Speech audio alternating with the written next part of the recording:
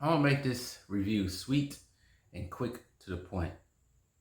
There's just some things Hollywood should do when it comes to legendary film characters or legendary, not even just film characters, legendary, let's say, just characters, no matter if they adapted from books, adapted from comics, video games, film, comic book strips, doesn't matter. It's just things you just don't do.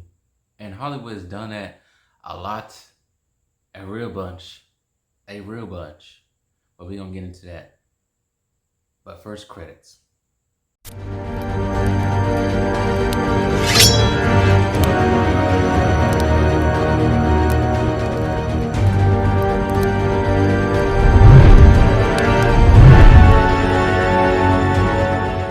All right, like I said, I'm going to make this video not too long, sweet and to the point, just to refrain from the intro. There's several things you just don't do when it comes to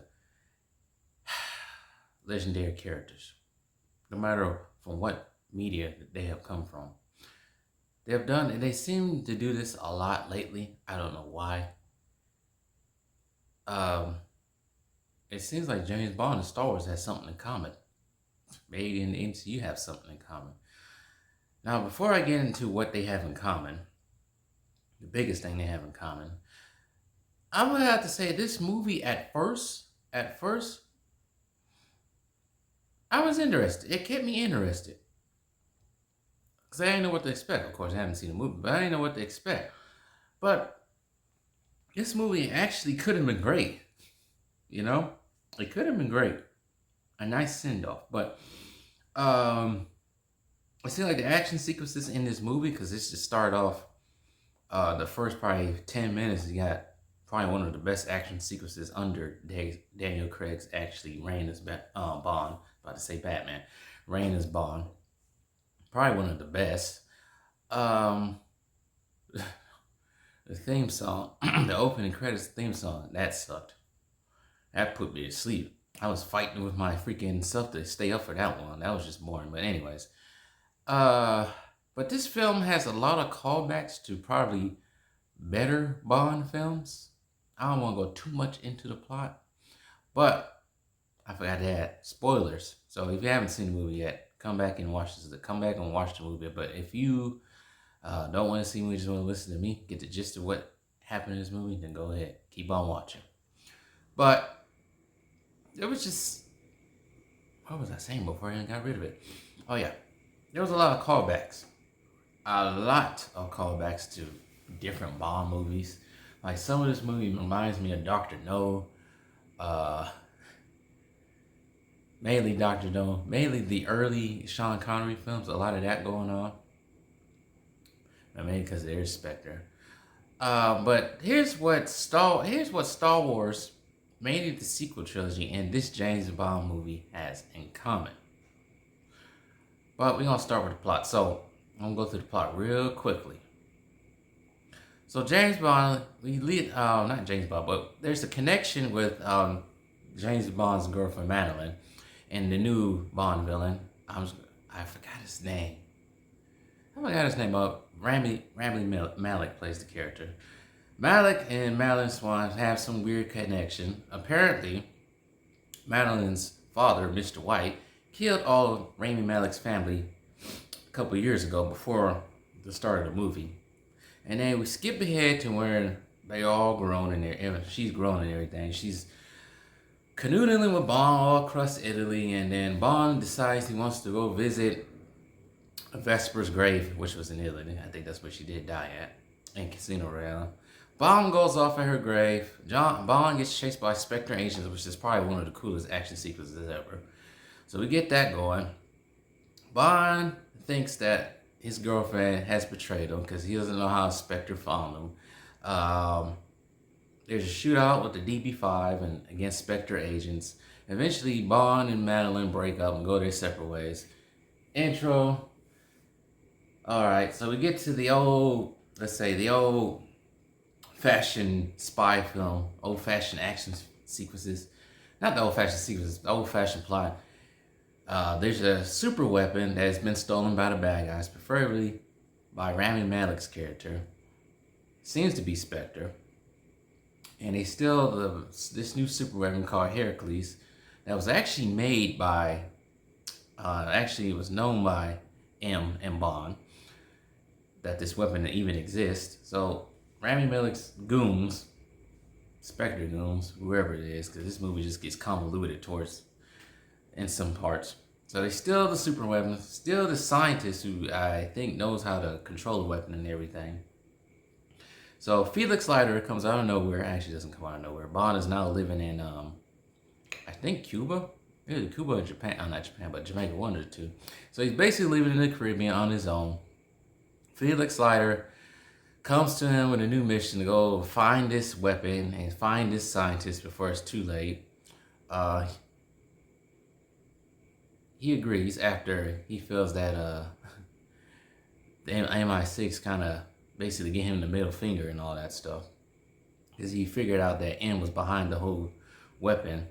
Because the weapon's supposed to be off limits. And off, I'm getting thirsty, sorry. It's off. I'm thirsty. It's dry out here in these streets.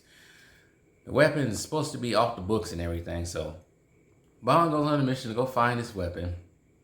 He runs into, I think it's Jamaica. He runs into, no, before that, he runs into, it's the reason why Bond kind of has to, feels like he got the middle finger. Bond meets a woman that happens to be the new 007. So that kind of irks him. So he decides to go help the Americans find this weapon, this weird bioweapon. And we find out this weird bioweapon can kill anybody with a certain DNA. And so it looks like this weapon, because Bond is at this nightclub with all these Spectre agents everywhere. And it looks like Bond is done. Because it looks like the weapon's about to go up, but it kills all the Spectre agents. And so Bond chases this scientist. You know what, I'm going to keep, Bond chases the scientist. Unfortunately, he captures the scientist. Felix Leiter dies. That's one right there. Felix Leiter dies. Does that remind you of the Star Wars sequel trilogy? When you kill all the iconic characters? Oh, that's not it. We can keep going down the line. Bond has a daughter. Blofeld dies. The main bad guy in this whole movie, Rami Malek, just basically wants to cleanse the world. Modelo style. Bond is crying because he's in love. Bond saves the day, but Bond dies. Blowing up. Just like this whole series is blowing up. Blofeld, Felix Leiter, Bond, all dead. Does that kind of remind you of the Star Wars sequel trilogy? When you kill off Luke Skywalker, Leia, and Han Solo?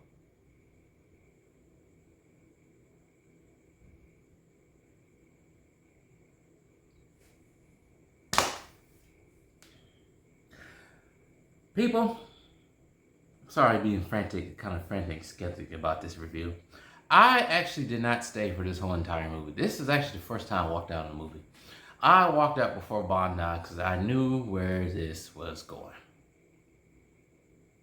Bond gets shot repeatedly by Rami Malek's character. You don't really see Bond take hits like that. You don't really see Bond die. Why does Hollywood have an obsession?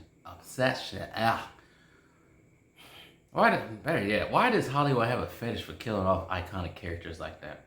They did that to Tony Stark. Did that to Wolverine. They did it to Luke Skywalker. Did it to Han Solo. Some people think this is kind of a self-absorbed move by Daniel Craig to kill him off, kill his own self off. Could be. Bond has a daughter.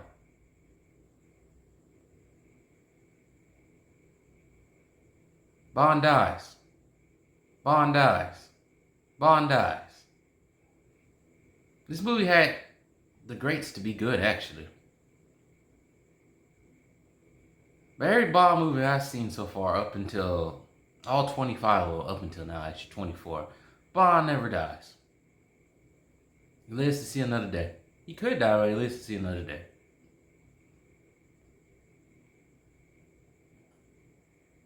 The only reason I knew he died, because I was actually watching the movie with my sister, and she told me he died. He blew up when missiles landed, trying to destroy this weapon, before the weapon can do harm to the world.